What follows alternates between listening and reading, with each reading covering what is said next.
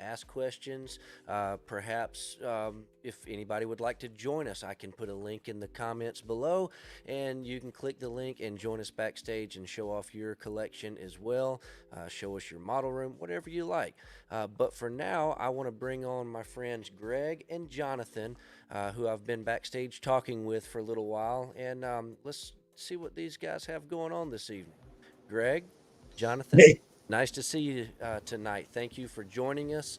Um, let's talk about what we like to do, which is model building.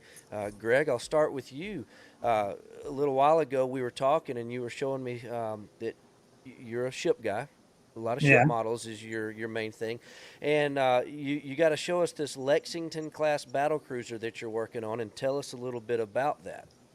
Okay. Let me. I got to switch my camera around, and the cage mask fell off. So, Oh, because the thing's just kind of, I just kind of put it together. You know what I mean? well, Without.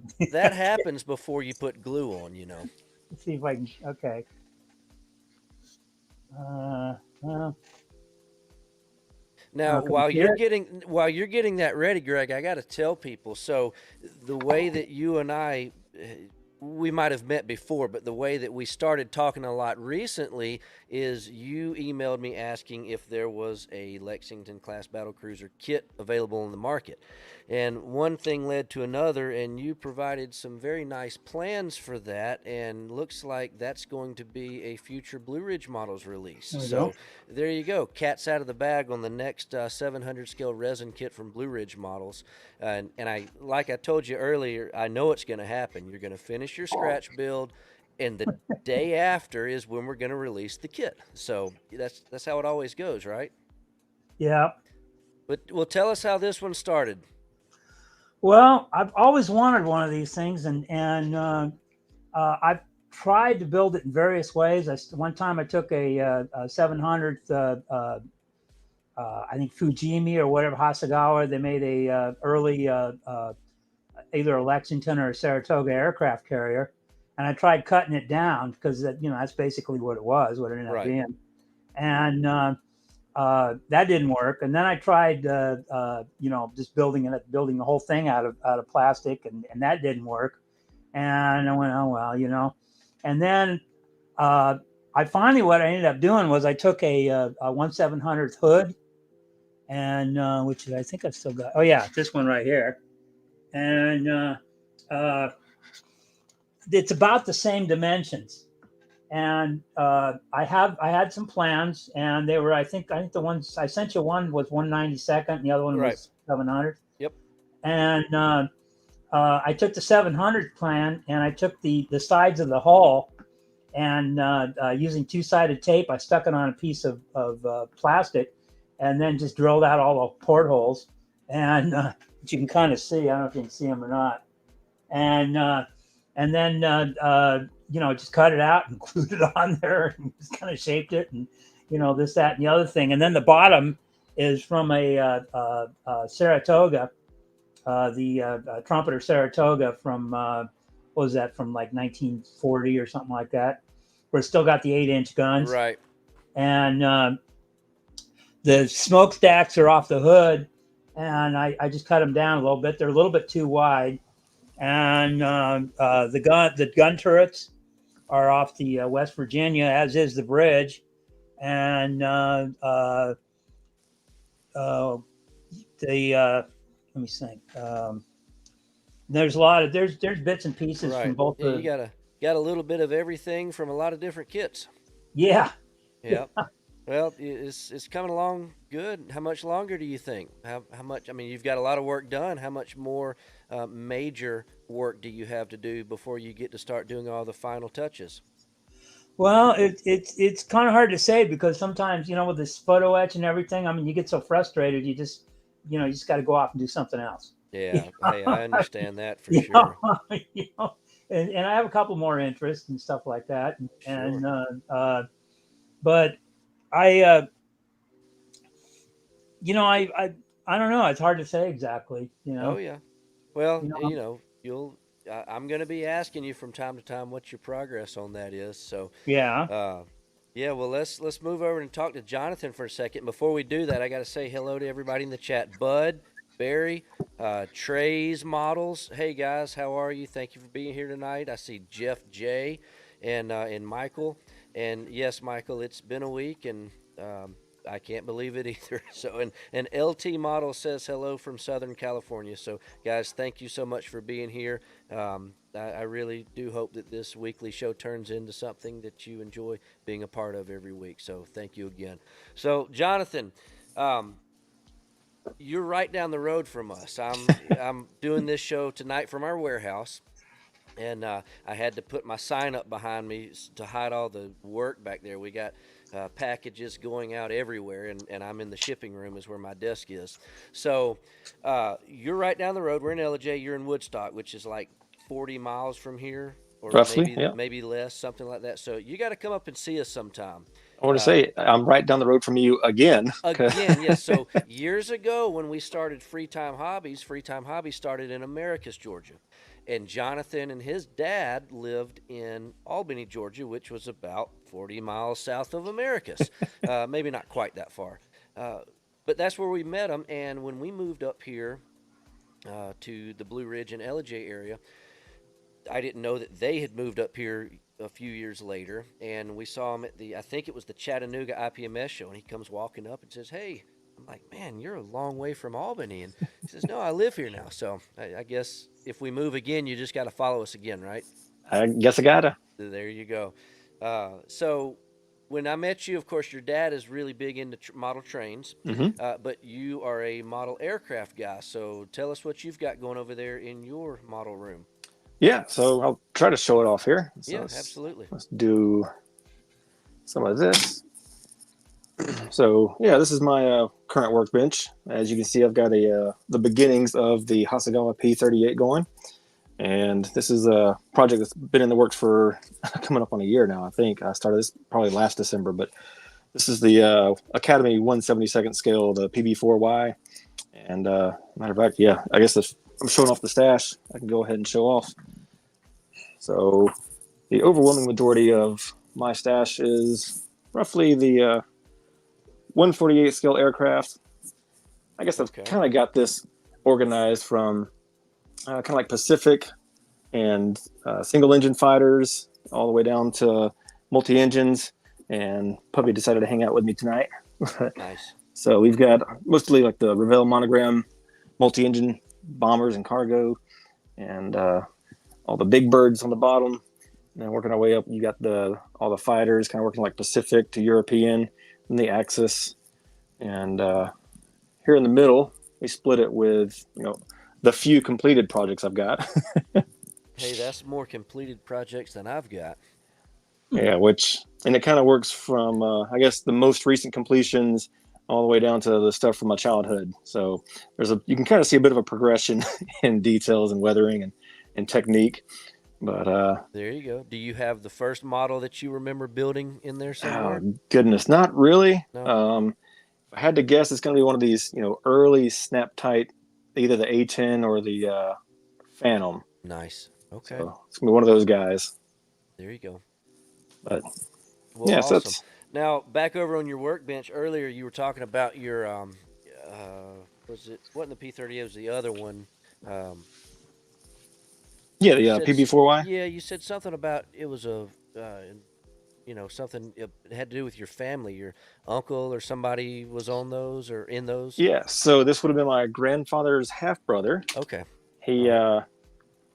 he was in the Navy and flew those from the Atlantic. And Nice. let's see if I can get the camera back here. But yeah, it's kind of in memoriam. He passed away back in 2011, and Okay. so, but my grandfather and him were really close, and so this is one of those that I'm trying to finish up for Veterans Day. So I've got about less than a week now, or I guess a little over a week and a half now. There you go. And you started it a year ago. Yeah. That sounds like all of my projects. Start it and then finish it a day before it has to be done. Yep. Yeah, I think a lot of us would lean towards building kits that have something to do with whether it be a family member or somebody we know. The first three or the first two ship models I ever built, they were the ships that my uncles served on. And one of the kits that we produced at Blue Ridge Models, the Comstock. That was the ship my grandfather served on. So, and I hear that a lot from people, especially people that call in to place orders. They want to buy whatever it is, and then if maybe I have a minute to talk, ask them, anything special about this, and come to find out, yeah, my grandfather flew these, or my uncle flew these, or there's always some connection, it seems, to most of the models we build. And then, like, for me, yeah, that might have been how I started. I wanted to build this or that because my granddad or my uncle or whatever. And then while I'm building it, I learn all the history of it. And then the next thing you know, well, that's cool. Well, this ship was right alongside that ship, and these planes flew on that ship. So, and then the next thing you know, I have a big stash full of stuff that's of interest to me for one reason or another. So, all right. Well, Greg, so you're building the Lexington. What else do you have any other interest? I mean, are you just ships, or tell us a little bit about what types of ships, what types of other models do you have an interest in building? I mostly ships and planes. I'm not Right. too interested in cars. I used to be a mechanic, so I'm kind of carred out. I'm I retired understand. now, so and yeah. So mostly World War II stuff or interwar Right. stuff, especially with the ships. And I just like the history of it. I Right. really do. That's why I was talking about the Houston and stuff like that, and Salt Lake City, and they don't have any models of them, and they're just, I mean, like the Salt Lake City, that was the first Washington Treaty, and I'll bet a lot of people have never even heard of it, and that was the first international arms limitation treaty, the Right. first one, you know.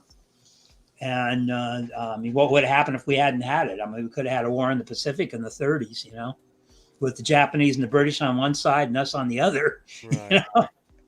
Well, like I was saying earlier, when we were talking before the show started, there's so many kits. Just when you think that all the different subjects have been created, all of a sudden you realize, oh, there's actually not one of those, or there's not one right now. Um, Lots of the ships haven't been done, but then even back over on the aircraft side, so many of them, like in 48 scale, so many U.S. good U.S. subjects, they might have been available a long time ago, but they're not currently available. And my best example of that is the B-24. And Hobby Boss has got a new B-24J coming out in the next couple of months, and you're like, oh, well, that's just a B-24. Okay, yeah, go try to find one. The only one there's ever been was the old monogram one, and you might find one at an old at an IPMS club meeting or something, but uh, just when you think everything's been done, boom, there's something that hadn't been done in a long time, or especially in the ship models, never been done. So who knows? We'll see. Hopefully, we'll see some, continue to see a lot of good releases soon. So Ed wants to know, Jonathan, have you ever been to the IPMS meetings in Marietta? Yep, I joined the IPMS Marietta Club. This was back in 2021, shortly after we moved up here. And of course, I started visiting back in 2008, 2010, whenever I was in college. And of course, then moved back to Albany, then to Savannah. So I tried to get to their shows, but yeah, starting in 2021, became a member. There you go. Yeah. Now, do you got any clubs out your way, Greg, that you're able to be a part of, or Well, I'm do any kind of out in the shows or Tubies. anything? I mean, the nearest hobby shop is about 250 miles away. And the last time I was there, it was really, didn't really have much in the way of models, really. Right. There were more RC stuff and things like that. So mostly it's all online and stuff like that. I don't know any other modelers around here, Right. you know. Well, that's what we're here for, right? Yeah, exactly. You know, I mean, it's Yeah. really kind of nice to be able to talk about this stuff. I mean, most people, you start talking about this stuff and, and their eyes kind of glaze over. Yeah, I know what you mean. Yeah, Jonathan, you've got a good group of guys down your way. I know a lot of those guys, and if I was a little closer, I might see you more often. But it's not 250 miles away like Greg and his hobby shop, but it you know what is it, about an hour and a half to down there, which isn't bad, but I'm so dang busy up here. Mhm. For just a second. Yeah, go ahead. But uh, do you y'all, when is y'all's show down there? I want to say the next one's coming up in March. I thought it was March. Yeah, most of the shows down in this area seem to be at the beginning of the year. Yeah, and I think Chattanooga's in January. So, yeah, Yeah. starting off the beginning of the year, good. Yeah, there you go. Yep. Bud says no clubs, everything online. Yeah. Well, hey, hopefully we can turn this into a weekly get together and hang out a little bit. And of course, if you need anything, that's what we're here at Squadron for. I can ship you whatever you need, and hopefully get it to you fast if the mailman doesn't mess it up. That's always a fun thing. Fun game. Yeah, that's exactly right. Here, take this box to my customer. Roll the dice and see if it gets there. Now, usually it's not it really isn't a problem. Thousands of packages and maybe one, but still that one, it's just, I hate it because, you know, you're expecting a nice model to come in and you open it up and it's been stepped on. So that's never fun. All right. Oh, here we go. Ed says the show is March 15th and 16th. Well, I will certainly be there, so I will see you there, and hopefully everybody in this area will be there. So, Yep. And my wife's birthday is the March 14th. So, oh, well, bring her with you and buy her a model. She would love that. I've tortured her once, and that was enough for her. Yeah. If I bought my wife a model for her birthday, she'd probably throw it at me. So funny. I actually bought her a model kit of a lab desk. I think it's like a Hasegawa science kit or something. Oh, gosh. And what she's into, she teaches anatomy and biology. So Okay. we haven't even put it together yet. But yeah, she's got full scale models of anatomy and biology items. All right. There you go. Oh, my dad has joined us. Hey, Dad. Yeah, the mail. Oh, yeah. So this was earlier. Was it this week or I don't know? Within the last week, it might have been late last week. So our mail carrier comes by and picks up the packages late in the day, and leaves. And this was at the end of the day. And a couple of our guys that work here, they leave, and they live a town or two up from here. Well, they call and say, "Hey, there's a mail truck, in the ditch, and there's another car, and there's sheet metal everywhere, and cops everywhere." And it's like, oh gosh. So we call. Well, sure enough, it was the mail lady that had just come and picked up all of our package. Had gone down the road, and somebody had plowed right into the side of them. Ooh. Yeah, I'm like, great. We didn't want to be the jerk that asked if all of our packages were okay, but thankfully the lady was okay. She wasn't hurt at all, and come to find out all of our packages were fine and they were delivered. But yeah, you never know what's going to happen when the packages leave here. So, oh man. Oh, last Thursday, that's when it was. Okay. Well, yeah, that sounds kind of like my dad and I used to do wedding photography, and one afternoon he got a knock on the door, and he was expecting, the film to be developed and then returned the prints, and it was the postal service knocking on the door, and they they told the story that the postal service truck had caught fire, and the delivery guy just ran to the back and started throwing everything out of the back of the truck. And so they hold up this Ziploc bag and asked my dad if the rolls of film and the charred envelope were his. And so no. he was that close to losing his film to a fire. Oh man. Yeah, my wife just says yes, she would throw the model back at me if I gave it to her for her birthday. So, hey, does that mean I get to keep the model? Maybe this is a good strategy to get new models. Oh, all right. So, Jonathan, go back to your model desk and Okay. tell us a little bit about what's some of the goodies that you like, your tools. I mean, I'm always looking for something that I need that I don't know about. So give us a rundown of your favorite tools or your favorite paints or whatever it is that you like. Tell us about it in case we need one. Sure. Well, I guess you really just wanted to get into my drawers. Well, So there you go. yeah. So we got your Xuron sprue cutters. Those are always Yeah. handy. You really just need a good, handheld drill there. And I don't know. Those are really the two, other than the X-Acto knife, Oh yeah, the that's a two most given. used items. Tweezers. Any anything and everything in the assortment of tweezers. Now, are you an airbrush or a hand brush guy? So for small details, I'll usually try to get away with just doing a hand brush. Right.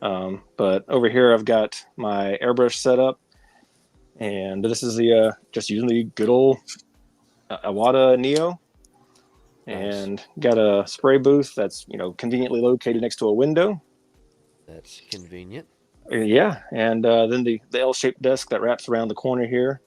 But yeah, that's my basic airbrush setup. And matter of fact, I got the compressor from a friend who was moving, and he's like, "I'm never going to use this again. You want it?" So I got the compressor for free. Just had to get an airbrush.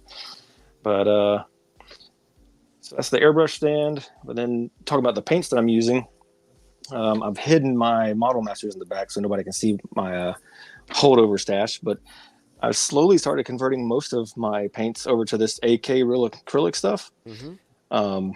First time through the airbrush, fell in love with it. Oh yeah. I experimented, I think, with 2 colors, and ever since then, hooked. Yeah, it's nice.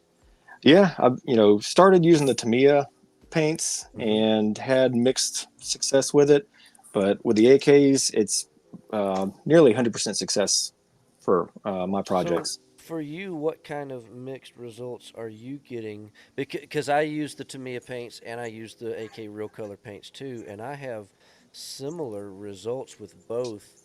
For me, the only thing is you absolutely can't use the same thinner for both. But other than that, they work out pretty close to the same for me. So what kind of issues do you have with Tamiya? Yeah, so with the Tamiya, I don't get quite as fine a spray as I do with the AK. And of course, starting off with the AK, their X20A thinner. And then also, once I started using the leveling thinner, the Mr. Color leveling thinner, had some better results. But again, I haven't gone back to the Tamiya much ever since starting with the AK stuff. Right. And so with the AK, if I do thin it, it's the Mr. Color leveling thinner.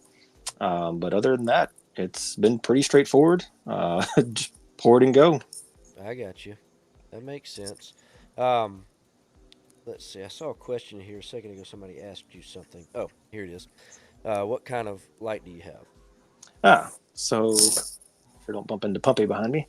So this is essentially, it's a 3D printed arc that I had one of my coworkers print for me before I got a 3D printer. Oh, nice. Just a free file you can download offline. And I made sure to get the one with this little thin light guard on here, just to keep the light from splashing back on me. I'm planning on putting some aluminum foil on the backside just so it doesn't kind of shine through like this, but also to reflect a little more onto the the work area here. Speaking of wife and birthdays, this magnifying glass here with the LED light underneath was a birthday gift for my wife back in 2020. Oh, And nice. it came with us, babe, if you're still watching.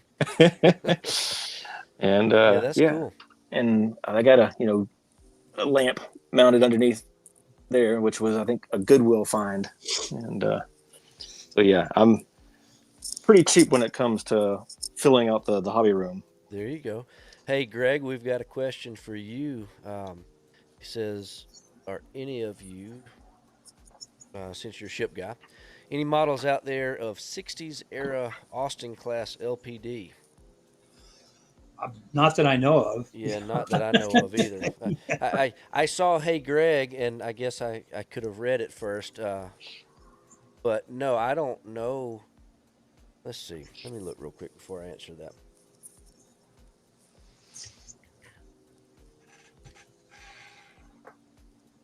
Which ship specifically are you looking for, and what scale are you looking for? 700 or 350 or something else? Let me know. There's a little bit of a delay in this chat, by the way, so it takes about 10 or 20 seconds for your questions to pop up over here on our side. While we wait for that to come in, Jeff says, are the AKs acrylic? And the answer is yes. Those real color jars that look like Tamiya jars, unless I am really So not saying it right, they are. They're. yeah, Go ahead. from what I understand, they're an acrylic lacquer. So they're kind of acrylic, but Yeah, they're just like the Tamiya acrylic lacquer, yep. which is really kind of odd. I've never quite understood it because you can clean it up and thin it with water, but you can also use their acrylic thinner and you can also use their lacquer thinner. But that's where I got messed up. I can't remember which one. All three of those options work with Tamiya, but one of them does not work with the real color, and I can't remember which one it is. But I tried it one time and it turned it into goo, and it was pretty terrible. The let's see if I can do this real quick. Check this out. So this is our new catalog, but you can see the over here on the left side of it. These are all their colors that they offer. I'm sorry, on the right side. These are all their colors they offer in the Real Color series. So they got a pretty dang good selection of colors. I love the Tamiya paint, and if Tamiya has the color I need, I use it. But this is their selection, and they've got a lot of good colors, but nowhere near the amount of colors that are available in the Real Color line. So it's been a really good paint. So you have to check that out if you haven't. I want to say, yeah, especially with the subjects that I'm modeling, the real colors tend to always have the very specific shade I'm looking for. Yeah. Let's see. Okay, so he says he's looking for the Nashville, and that's right. Dad popped back in here. That's right. Jag models made a 700 scale Austin kit back years ago in 700 scale. I don't know if those are still available these days or not. I forgot about the Jag name. I hadn't heard that name in a while. But if you want to email me sometime at info@squadron.com, let me know what you're looking for, and I'll do some digging and see if there's anything, because it's not available as like a plastic kit, but when you get into the resin world, and especially now the 3D printed world, that opens up a lot more possibilities, and I absolutely don't know off the top of my head all of the things that are available in the 3D world. So shoot me an email sometime, and I'll do some digging for you and see if I can come up with something. Hey to you too, buddy. Hey, glad you're here. I appreciate it. All right. Either one of you, who, give me something else. You showed us your table, Jonathan. Greg, tell us a little bit about. I mean, you got any favorite tools? Give us a rundown of how you like to approach your modeling bench. Well, I have the standard stuff. The sprue cutters, the X-Acto knife, and some Dremels, one of the things I got, like the chuck they have for the pen of ice. That works on a Dremel too. It won't work on that other one. The other one I've got one that's kind of cheap. Okay. But that I tell you, that saves a lot of time when you got to drill like a million holes. Right. And a lot of files, a lot of nail files, and some of the small files you get that are real thin, and a lot of sandpaper, and whatever I can get, because like I said, there's really no hobby shop around here, so yeah, trying to get stuff, I can't get it online. I have to like go to the hardware store or auto parts or whatever. Right. Well, and I got you. Well, here's your good question. Bud well, says, are you more of a builder or a collector? And I'll let both of you answer that. Go ahead, Greg. Tell us. Well, kind of a collector by default. You go, oh, I'm going to build this, and then you get it, and you go, oh, I want to build that. Oh, I want to get, oh, I have some kits, and well, let me show you. There's a couple of them here. Okay, like this thing here. This what is this? Oh yeah, this B-17B. Yeah. I would love to build that kit, but I have yet to be able to come up with a really good, finish for it. I've used what is it, the Alclad, and I haven't done it right, and I ended up with a silver paint job. Okay. And then like where is it? Oh yeah, this thing right here, this Bell Aracuda. Okay. Now that's an interesting kit. I think these are a little hard to come by anymore. They're from Valam. Yep. And I thought it was a really interesting subject, and like I said, so I have the intention of building them, but I just kind of want to wait for my skills to get up to that level. All right. What about you, Jonathan? Collector or builder? So the ratio of built kits to unfinished kits, it would suggest that I'm a collector. Yeah, I think that could be said for most of us. Yeah, but yeah, and with the stash, like he said, it's working on the confidence to build some of those kits that you've got in the stash that you invested a lot of money into, and you want to make sure you do a good job on it. But yeah, I mean, I for the most part, I like to think I'm a builder. Of course, I think I spend a lot more time shopping Squadron's website than I do actually at the workbench. But okay, yeah. Now earlier before the show started, we had Rob on here with us, and Rob popped in to say hello and hung out with us for a little while, but he had to go. Maybe he'll join us next time. But he was mentioning some of the ships that he's currently building, and he was talking about the like the Pontos upgrade sets and all the photo etch things that he was doing. So, Jonathan, do you find yourself building out of the box? Do you find yourself only doing after? I don't like. For me, if I'm going to build a ship model, it's gonna have handrails on it. And at this point, I'm probably going to do even more than just handrails. But for you, how far down the aftermarket path do you find yourself going? I've slowly started working into aftermarket. I think I did my first photo etch kit. I think I started it last December as well. And or actually, I finished it last October for a Hobbytown, the local Hobbytown Kennesaw. Right. They had a show. And so I finished that kit for that show. But slowly started working in. I was doing my first photo etch, and then my first, like vacuum form canopy, and working into resin. And so I'm slowly working into the confidence levels of these aftermarket items. Of course, I've started a spreadsheet of my collection, and I've told my wife it's in case I passed, you know how much to sell the stash for. But it's also to keep track of what aftermarket items I've purchased for certain kits. So yeah, about 80% of my stash probably has some element of aftermarket to it. Well, now, being that you're mostly an aircraft guy, how often are you satisfied with the decals that are in the kit? And I'm not talking about quality or anything, but like if you're going to do a specific plane, I can only imagine your uncle's nephew or whoever it was, your family member, his plane probably were not the decals that came in that kit. So how often do you find yourself having to find or even maybe create specific markings for whatever it is you're trying to build? Yeah, so I've actually started using my wife's Cricut to do masks for specific lettering, for doing the insignia and stuff. Of course, for if there's nose art or something, I'm gonna have to use a decal for that. But as far as simple designs, I can start on my wife's Cricut. Okay, I got you. Well, what about you, Greg? How far down the aftermarket trail do you generally go? Pretty far. I can't remember the last time I actually just took one out of the box and glued it together and painted it and let it go. For one thing, I have a very limited workspace. I live in a duplex.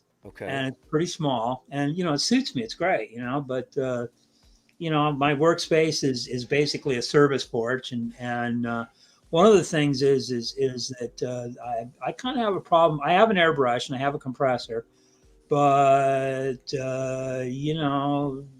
doing that in a duplex is you don't want to you don't want to gas the neighbors out and Yeah. and like I said, I live in the sticks, and a lot of people up here have guns. So, There you go. if Hamas ever attacked here, they wish they hadn't. There you go. There you go. Well, so you were talking about buying the kits with the intentions of building them. I got to find this picture real quick to show you. So, and this is like a great story. We and Jonathan, you may know where this is, right up. Oh, where was it? In Murphy, North Carolina, right across the state line. Up in Blue Ridge, it's you go right across the state line into North Carolina. You're in Murphy. Mm-hmm. So we get a phone call one day, and bear with me while I find this picture. We get a phone call one day, and my sister was working with us at the time, and she got the phone call. And she was over there, and it was when we were up in Blue Ridge, and you could kind of see that she was making a weird face. So she puts the person on hold, walks over to Dad, and says, "Hey, you're probably going to want to take this." Said, "This is the executor for such and such a estate or whatever." And they said that they have a collection of model kits to sell. And Dad said, "Okay," so he gets it. Well, this gentleman had passed away that had collected models and other things for years and years and years. And as soon as I find the picture, I'll focus on telling the story. Okay, here's the pictures. Good.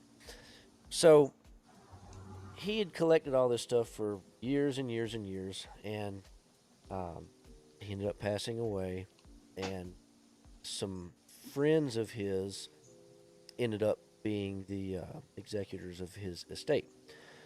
The interesting part about it is that his friends owned a gun store up there, and he was a good customer of them. So I said, "Oh, okay." Or Dad was talking to him. Said, "Okay," and so he collected guns, and he collected models, and pretty much anything else you can imagine, he collected. So here is so they said, "All right, well, how many are there?" They said, "We don't know." We're like 100? No, there's more. Okay, like 1,000, and they laughed. I was like, "No, there's." They said, "You just need to come see." And we said, "Okay, well, where are you at?" And they said, "Well, the first couple of trailer loads are here at our gun store. We've been trying to sell them, but the rest of them are in 9 storage containers north of town." Oh my gosh. So we said, "All right, well, we got to see that." So let me see. How do I look at this? Where's it at?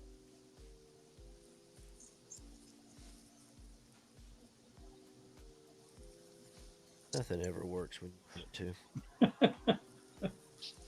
It's just live TV. Yeah, Yeah. pretty much.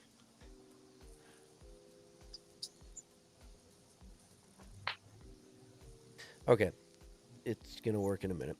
Oh, here we go. So we get there, and this is what we see. Jeez, Oh my Yeah. goodness. So this was 3 of the units. Let me see. So this was okay, and this was a 4th unit. That unit was full of nothing but his remote control collection, and he was into like balsa, building his own flying stuff. So that's what that one was. So we ended up buying it, and we moved it into this. We had to rent another warehouse because it was more models than we had in stock at our Free Time Hobbies store at the time. My gosh.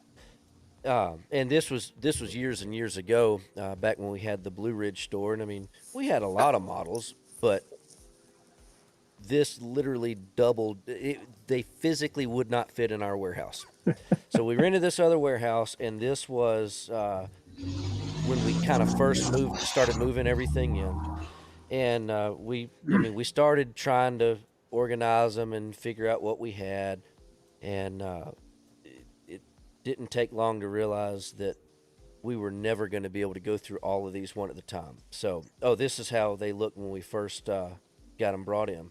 Oh man. Yeah. So while we were going through all these, no, I take that back. This is after we had been selling them one at the time for about 6 months. This picture is when we finally sold them off to a big hobby store and sold the remainder of them.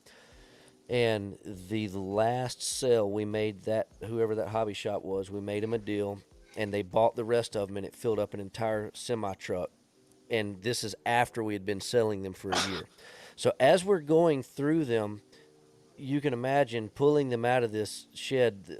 These 3 units were maybe the cleanest ones. There was another one that did not look so clean as this, and in the back of it, the weeds behind the storage facility had started growing inside, and so some of the kits were kind of nasty. So we ended up getting one of those big trash, roll off dumpsters, those huge ones, the biggest one we could get. And we parked it right outside our warehouse. We ended up filling that entire trash dumpster up with just trash. A lot of it was the cardboard, the empty boxes and things, but a lot of kits that were just absolutely not sellable or unrecognizable. You didn't even know what they were. They were so old. This guy had so many kits, like right here, you can see that little white bag. A lot of his kits he went to whatever hobby store it was, bought them, never even took them out of the bag. So we were pulling old receipts out, and we were able to see the receipts like back from the 70s and the 80s. Man. And this guy, he was obviously a collector. He wouldn't just buy one. If we found a box full of, I remember one of them that we had a lot of, the old 72 scale B52 kit. He didn't just buy one. He didn't just buy one to keep and one to build. No, he bought them by the case. Like, we would open these boxes and there would just be 12 of them, and then we'd open another box and there'd be 12 more.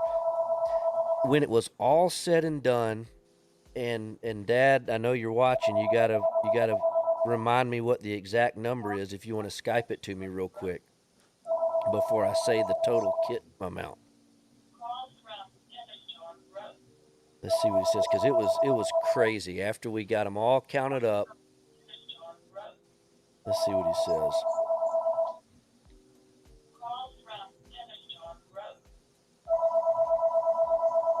Yeah, that's what I thought. All right, when it was all said and done, there was 18,000 kits, not including all the ones we had to throw away because they were no good. Yeah. Jeez. 18,000 not 1,800 kits. 18, no, oh my no, goodness. not 1,800, 18,000. Holy farts. Now, there might be collectors out there that have more, and that's very awesome and impressive, but that was by far, hands down, the largest collection that I had ever seen in person myself. I think he wins the Stash Collection award. Yeah. There is one guy that I know. He's a good friend, and if I told you his name, which I won't today, because I hope to have him on this show in the next few weeks, but he lives up in this area.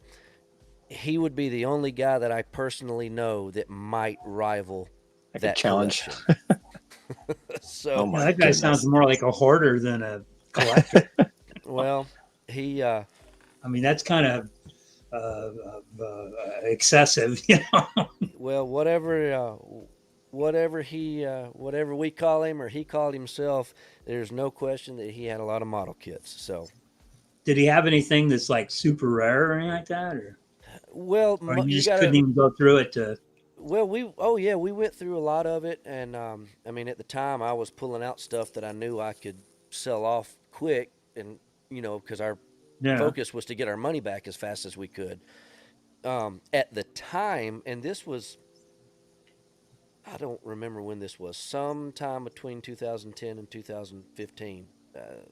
But it was all almost 100% U.S. planes. That's all it was. I mean, there might have been a German this, or there might have been a Titanic or something, but I mean, it was 99.9% U.S. planes. And at the time, there was not a 72 scale B-52 on the market because they had been discontinued, and Model Collect had not done their new ones. Italeri had not done or redone theirs, or whatever. And so at the time, when I saw those, I'm like, man, there's probably a lot of people looking for these. And we ended up having like, I don't know, 40 or 50 of those B-52s. And we listed them up on eBay, and they were all gone within like a day. Um, so at the time, those were pretty rare and pretty sought after. Um, and I'm sure there was a lot of other rare stuff. There was some things in there, and I don't remember what they were, but I had never seen them in my life. And oh, I know one. There was some. Oh, it was. Do you know the brand Posher? They are really large scale car models. He had a couple of Posher car models that ended up going for like $1,000 or something nutty. Dang. And like Wow. I said, he was 99% planes, and then there was these couple of Posher cars. It were, and Posher's still around, um, but those kits that he had, I didn't know anything about them. But our buddy that works with us, Jay, he's a big car model guy, and as soon as he saw those, he's like, "Oh, those are gold." So I don't remember exactly what they were, but I remember those being pretty rare. So, but it was a very very interesting thing. So let's Hmm. see. Let me see if there's any other questions over here in the chat. If anybody's got any questions or anything else we want to talk about, go ahead and put it in the chat now, and we'll try to start winding this thing down. And let's see, where can you pick up one of our new catalogs? This is what it looks like, and it's huge. 500 pages, and it weighs 5 pounds, so you gotta have one. They're available at www.squadron.com, and you can order one there. You can give me a call tomorrow, 877-414-0434. I will be happy to get you down for one. We do sell them. They're not freebies, because it's not cheap to print these things. But it's if you like a good old model catalog, I think you'll really like it. So, I don't see. There you go. Well, I hope they like building models. I'm trying to get my kids into building models. They've built a couple snap kits so far. They had a good time at actually, Jonathan, going back to your Marietta Club, had a good time at y'all's show last year. Entered the contest in the kids category, won them a couple of awards, and got pretty excited. So I think they're looking forward to going back down there to that show with me this year. And I got to get them started on a model for this year soon. So I don't know what they're gonna do, but it'll be fun. Always is. Oh yeah. Um, let's see. Thank you, Stephen. Jeremiah was a bullfrog. Nice. That will be awesome. I'll look forward to talking to you then. Um, yeah, we were talking about this kit. I think it was before the show started. Yeah, that's going to be a pretty popular kit. The uh, the price on it, I don't know yet. We're trying to nail down all the details on that, so hopefully we'll have a price soon. But uh, if you have not gone to the website yet and put your email in the little notify me box on that items page, make sure to do that, because as soon as we do establish the price, I am going to send a special promotional price to the people that are signed up for that Notify Me. So make sure you do that so you can save a few bucks on whatever we end up selling that kit for. So I want to say, speaking of special pricing, you sent out a notification about the November Black Friday going on. oh yeah, I forgot about that. We'll get to that in just a second. This guy says, name a few of your favorite modelers. I don't know that. I've never thought about that. Yeah. I don't know if I have an answer to that. I got a lot of friends that are modelers, and I mean, heck, both of you guys. But I don't know. I've never thought about who my favorite modeler is. How Uh, about Shep Payne? well, now Yeah. that would be a very very good choice. Yeah. Yeah, that would be an excellent choice. Have you seen the book that he did? I've seen it online. Yeah, You know, I've it's seen pictures from it, and I remember buying the kits, and it'd have the little brochure in there, and you know, where he you know, let's see. Let me pull it up real quick. It's a very cool book. Let's see.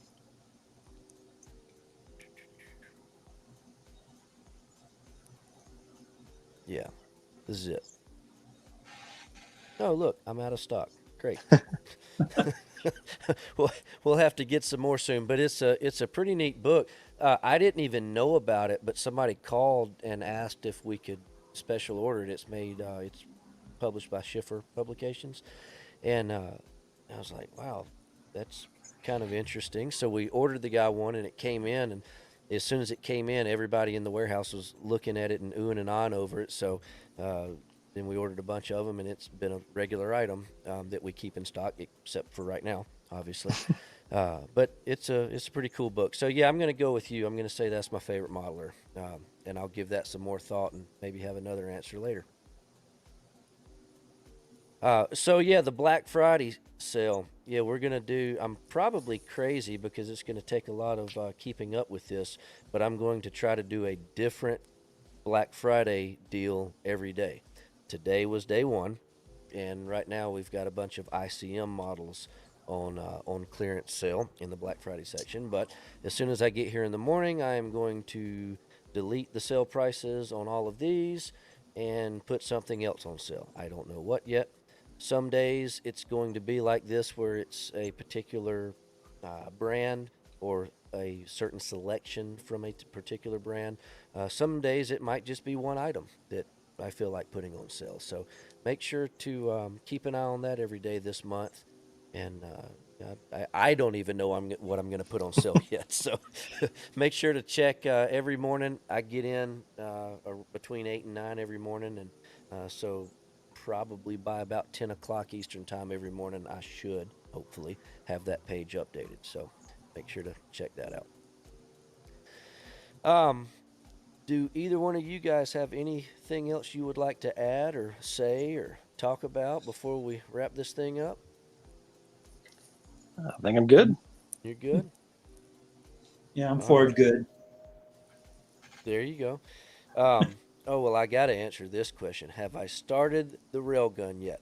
So that is a loaded question because unlike any other model kit that I have ever started to prepare to be able to build, which that can only be said about this kit because it takes a lot of thinking just to figure out how the heck I'm going to build the thing. When I did the unboxing video, it took up my entire living room. Well, my entire living room is like 3 times the size of my model room. So, so yes, I have started it, but only in the sense of I'm trying to figure out how to physically build it. And what I think I'm going to do is I'm going to try to build all of the wheels and all that stuff first because a good chunk of that kit is repetitive.